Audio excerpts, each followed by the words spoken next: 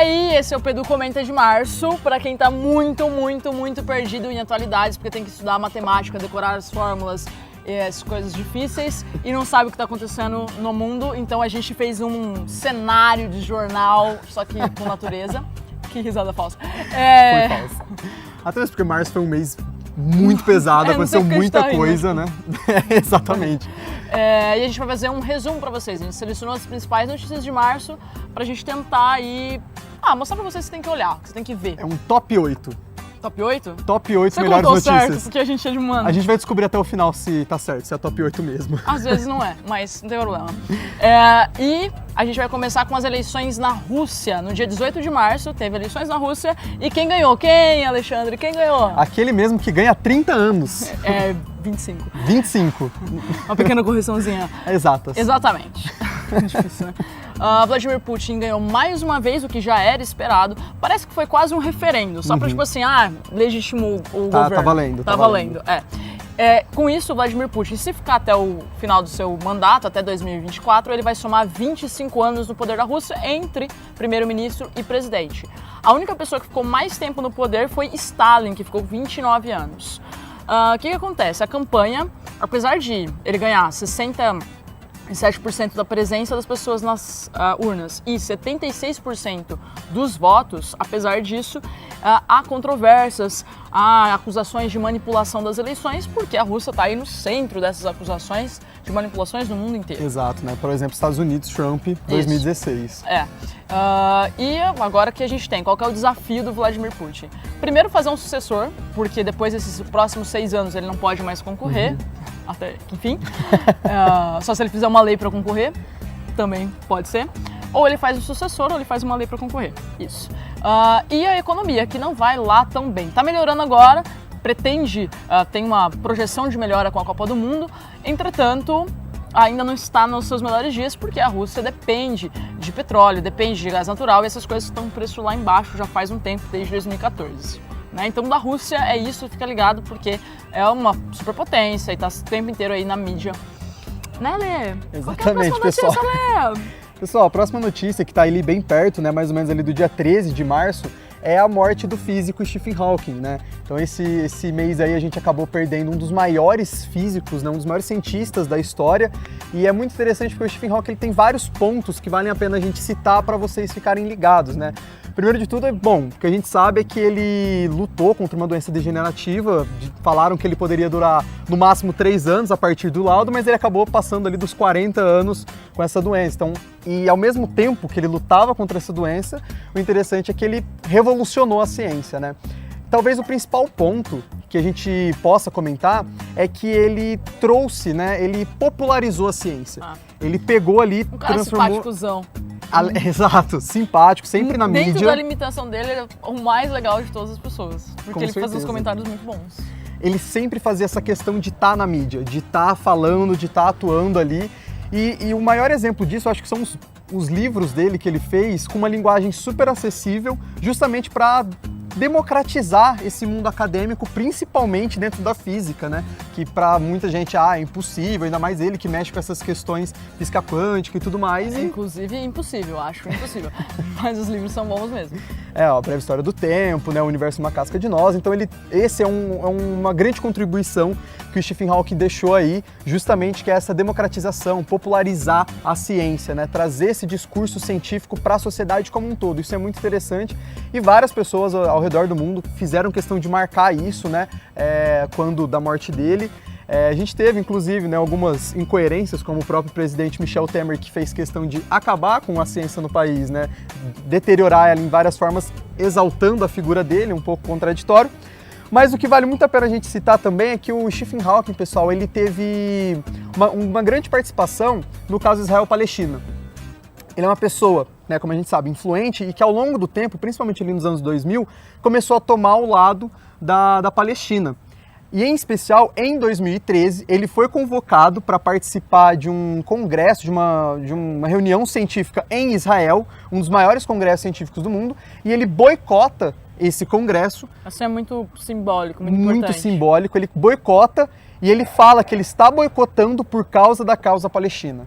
Então isso é muito interessante. O Latuf vai fazer uma charge, né, mostrando ele quebrando ali os muros de Israel e entrando na Palestina. Então, assim, é muito bonito e esse tem sido uma das questões que mais tem voltado à tona aí quanto à morte do Stephen Hawking. Massa. Quer dizer, não ele morrer, claro. Exato. Não esse fato, mas ele viveu muito tempo e massa ele ser um cara que divulgou tanto a ciência e também com relação à Palestina. Causas sociais, né? Sempre ali. Além disso, a gente já vai para um assunto bem super mega pesado, a gente está caminhando em assuntos pesados, que é a intervenção no Rio de Janeiro e a morte da Marielle Franco, né, que era vereadora pelo PSOL e defensora dos direitos humanos, coisa que todo mundo deveria ser, não é mesmo? A intervenção, só para a gente lembrar aí, foi um decreto do presidente, ela tem início aí em fevereiro e a diferença dela para simplesmente mandar tropas para o Estado é que agora quem assumiu com essa função até dezembro de 2018. Então esse ano todo o Rio está sob intervenção militar nesse sentido, Sim. né?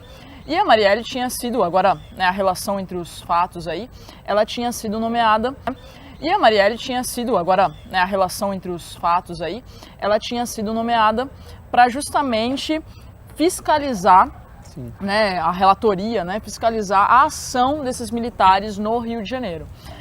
Veja, obviamente que isso não é um fato que automaticamente liga os militares Sim. à morte dela, não é isso que a gente está falando.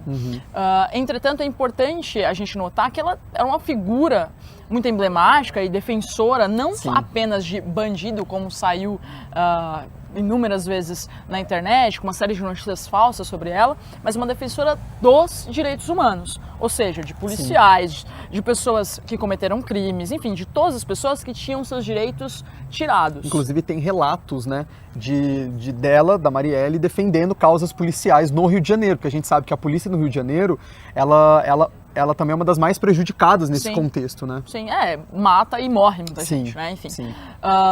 E no caso Marielle, ela foi executada, isso já é um fato, não há nem como contestar, foram 9 tiros, né?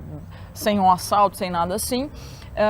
Ainda a investigação, claro, mas um caso que significa muito. Claro simbólico, que muito simbólico.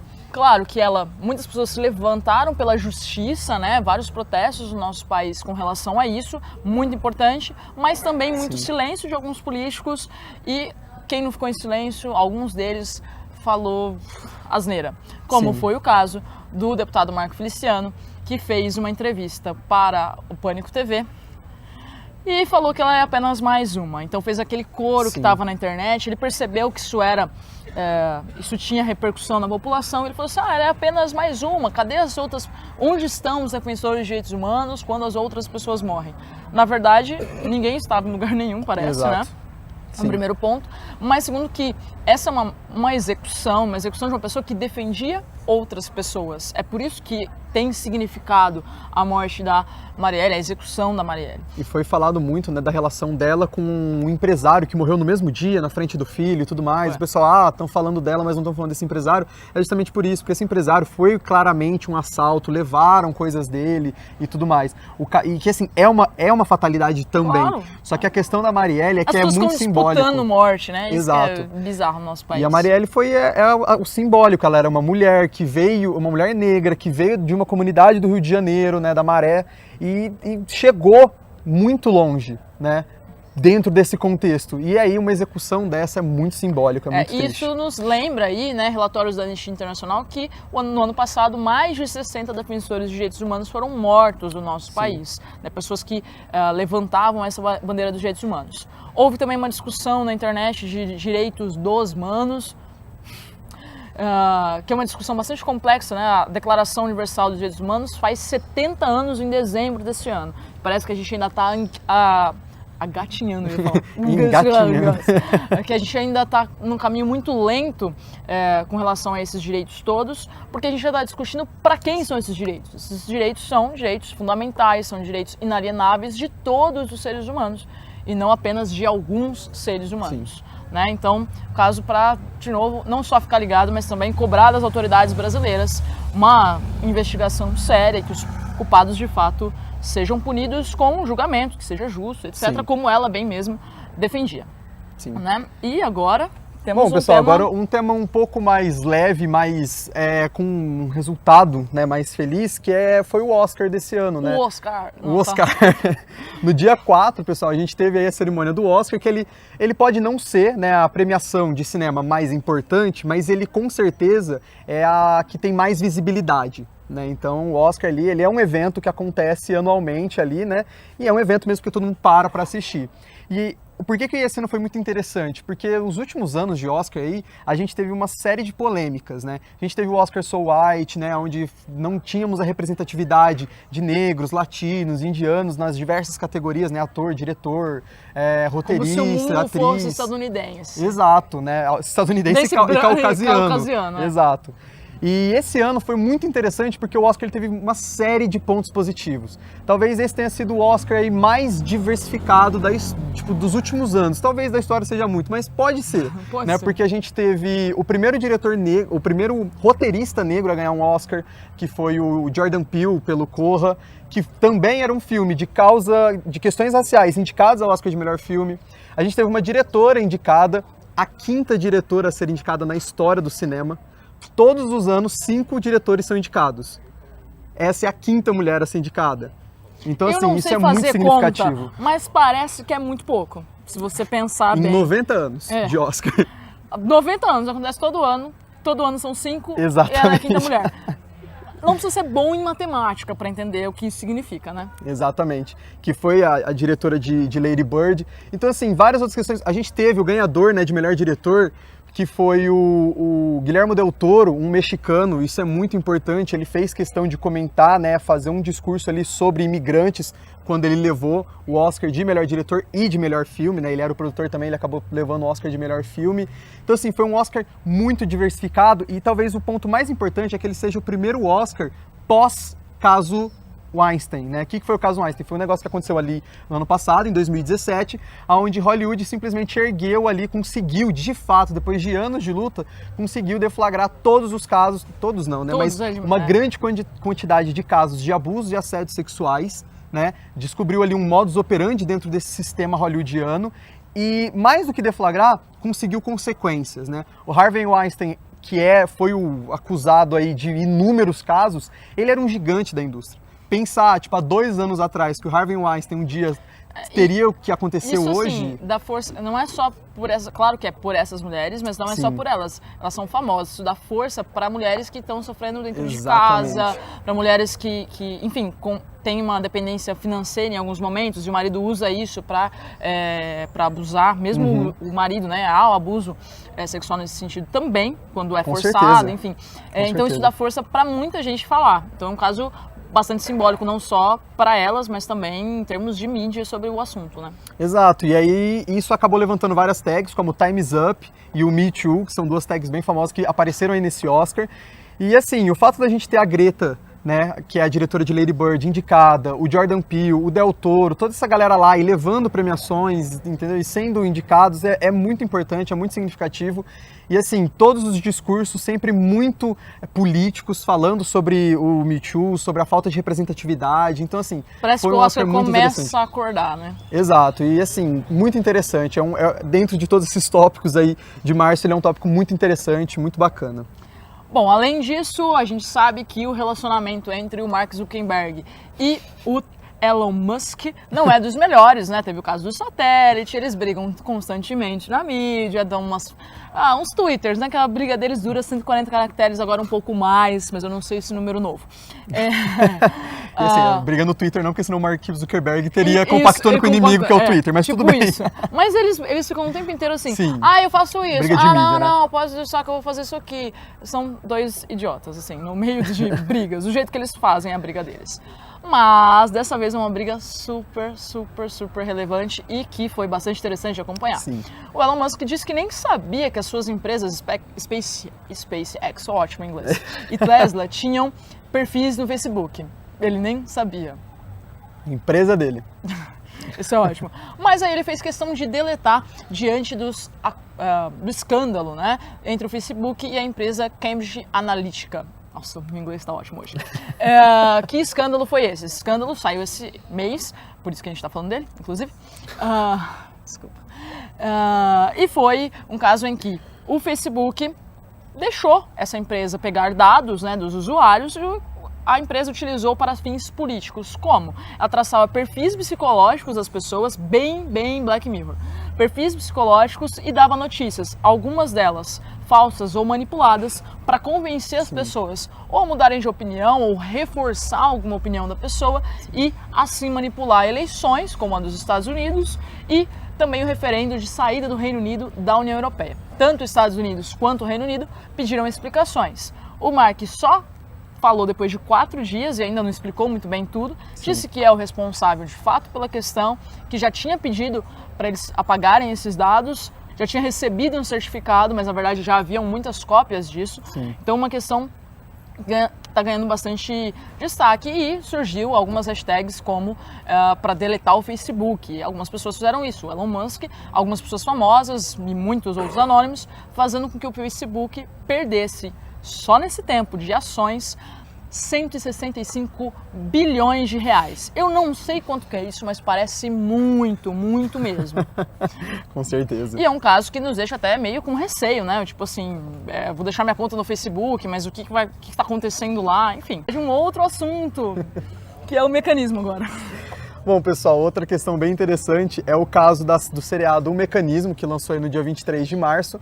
E, pessoal, esse seriado, ele gerou um rebuliço geral na internet. Vou cancelar minha conta na Netflix. Exato. Escroto. Dentre várias coisas, essa é uma delas, né? Qual é a questão do mecanismo? Ele mexe, ele se propõe, né? Enquanto, desde entrevistas do José Padilha, até mesmo um aviso inicial no começo da série, ele se propõe a relatar os fatos que levaram à criação da Lava Jato e os primeiros anos da Lava Jato. Então, assim, ele se propõe com a verdade, né, com a realidade. Aí é o problema. Esse é o problema, entendeu? Se ele quisesse ter toda a liberdade criativa e tudo mais, ele poderia. Porém, o Até José porque Padilha... vocês sabem que série não é vida real, né? Exato. Só que o José Padilha, ele faz questão de sempre falar, não, estamos trabalhando com a verdade. E isso acabou gerando muita polêmica, porque há liberdades criativas que manipulam e muito a verdade, como o fato de você colocar frases de determinadas pessoas na boca de outros personagens. Então, por exemplo, você tem a frase icônica do Romero Jucá falando, a gente tem que estancar essa sangria, que era o que a Lava Jato vinha fazendo, só que isso é falado na série pelo personagem que seria o Lula. Então, assim, esse é só um dos casos, a gente tem vários outros, então, assim, é uma questão bem problemática que a série acaba fazendo. Porém, isso gerou uma cisão na internet, como tudo gera, né, uma cisão na internet. E a gente entre a não galera... pode discutir, né? A gente tem que brigar. Não, eu defendo meu ponto, ele é a verdade, né? Metade falando assim, essa série é horrível, é inadmissível, né? E a outra metade falando que é a melhor série da história da humanidade. Essa metade que é contra a série, né, principalmente ali na figura do Pablo Vilaça, que é um dos, se não o maior crítico de cinema brasileiro, fez um movimento ali para cancelar a Netflix. Sim, cada um cancelando sua conta. Aí a gente tem alguns pontos, né? Que é o seguinte, a série, de fato, tem seríssimos problemas. E a gente não deve defender ela aqui. Porém, cancelar a Netflix, né, a sua conta na Netflix, é um problema gigantesco, porque a Netflix tem uma série de obras, né, filmes, documentários, seriados, que trazem muito a discussão de minorias, de vários pontos muito importantes. Os próprios documentários sobre a Ucrânia, sobre a Síria, que são bons documentários da Netflix. Outras séries, a Casa de Papel mesmo, até ontem a esquerda tava falando, né, a galera que tipo, né? Sim. Não, a Casa de Papel é a melhor série do mundo, agora a gente tem que cancelar a Netflix. Exato, a gente tem séries como Under a Time, que vai debater questão de imigrantes nos Estados Unidos, questão armamentista, questão LGBT, tudo numa série só, e é original Netflix. Orange is the New Black, que é super representativo, sabe? O mundo é assim, o mundo é complexo, tem muitas vozes. Claro que a gente pode criticar a série em si, exato, mas cancelar a conta fica estranho. Acaba gerando um movimento ali que ele é prejudicial, porque não gera o debate. Isso mesmo. É isso. É isso? Não, falta uma notícia. Duas. Desculpa, falta duas. Top 8. 8. Será que... Tá. Que é o Peru. Eu não sei se vocês estão sabendo, mas o presidente Pedro Paulo, é isso? Pedro Pablo, esse nome. Foi acusado de corrupção e, não sei se vocês estão ligados, mas a Odebrecht está envolvida. A gente é internacional no caso de corrupção. Que massa. Ele foi acusado de corrupção e resolveu renunciar ao cargo no dia 21 de março. Assumiu então o seu vice, o Martin, de nome impronunciável. Por favor. Da Vizcarra. É isso aí, Vizcarra. Vizcarra. Ótimo, formado em espanhol aqui pra gente. Eles são do mesmo partido, de centro-direita, o Peruanos por el Cambio. Olha que ótimo no espanhol. E com a renúncia do presidente, o vice-presidente assume. Só que olha só, um pouco antes do presidente renunciar, foi feita uma pesquisa no Peru se as pessoas conheciam o vice-presidente. E 81% dos peruanos falaram que não sabiam de quem se tratava. Então, olha o problema. Mas, além disso, tem mais um problema.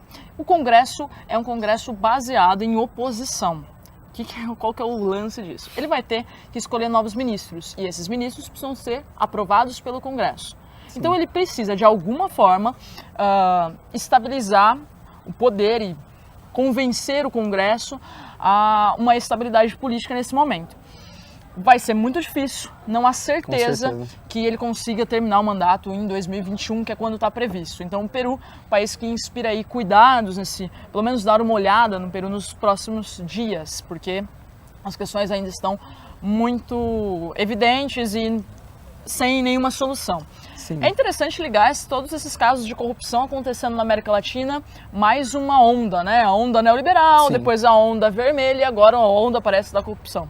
Então é importante a gente tentar fazer uma ligação, daqui a um tempo vai ficar mais claro quando tudo estiver passado em alguns anos, né? Com certeza. E agora sim, a última? A última agora sim para fechar, pessoal, esse bloco de notícias aí de março. 40 minutos de vídeo. É o caso, aconteceu no domingo, dia 26, acabou sendo noticiado dia 27, que é a morte da Linda Brown, que é uma ativista negra aí que fez uma muito importante dentro do movimento negro nos Estados Unidos, em especial nos anos 50. E ela é uma ativista que começou cedo, aos 9 anos de idade. O pai dela, que era o referendo Brown, tentou colocar ela numa escola que era próxima ali aonde a família morava, só que aquela era uma escola só para brancos, né? A gente vivia um apartheid na educação dos Estados Unidos nos anos 50, né? Não só nos anos 50, historicamente os Estados Unidos tem esse caso de segregação. E a Linda Brown queria entrar nessa escola. E a gente teve vários... E aí isso começou toda uma movimentação dentro dos Estados Unidos. Isso aconteceu em especial, pessoal, em Topeka, que é a capital do estado do Kansas. E a partir disso começou um famoso caso de Brown contra a Junta de Educação de Topeka. Esse Brown é da Linda Brown, mas na verdade é referente ao pai dela, né, que também tem sobrenome Brown, e que ele tentou na justiça incessantemente lutar por isso. E em 54 conseguiram aí acabar entre aspas, né, acabar legalmente com essa segregação nas escolas dos Estados Unidos. E aí a gente tem que a Linda Brown chegou a estudar na escola que ela queria. Ela teve essa oportunidade, né? Ela conseguiu esse direito dela de estudar na escola próxima à casa dela. E isso daí deu muita força nos movimentos dos Estados Unidos. Em seguida a gente vai ter Rosa Parks, nos anos 60 a gente vai ter Luther King, Malcolm X, Pantera Negra, enfim. A gente vai ter todos esses movimentos. E a gente pode ter ali numa garota de 9 anos, no estado do Kansas, esse início de tudo aí, talvez não início, mas um marco muito significativo, né? Referente aí à educação. Um ícone nesse sentido, né? Exato. E ela morreu aos 76 anos, se eu não me engano, aí na última semana de março. É isso, eu espero que vocês tenham conseguido acompanhar a nossa fala. Até o final, 45 minutos. Foi muita coisa, falamos muito. Esse foi o nosso resumo de março para você. Se você acha que a gente esqueceu de alguma coisa, comenta, mas comenta com amor. Todos os links das reportagens que a gente se baseou quase que eu esqueço. Vão estar aqui linkados no YouTube. Se você está vendo pelo Facebook, vai no YouTube, aliás, pega os links lá. Se você já foi pro YouTube para poder pegar os links, presta atenção, dá uma moral pra gente, de verdade, e se inscreve nesse canal. Sabe esses negócios do YouTube mesmo? Muito youtuber você. Aí. Não, mas faz isso, porque isso aí é bom, que aí o nosso patrão gosta, a gente grava mais, coisas assim, entendeu? Então faz isso aí, clica aí que não custa nada. E é isso aí, todas as matérias... Internet, né? Você já viu mesmo? Vai estar tudo linkado embaixo na descrição do vídeo do YouTube, tudo. Beleza, pessoal? Até a próxima. Tchau. Show! Incrível.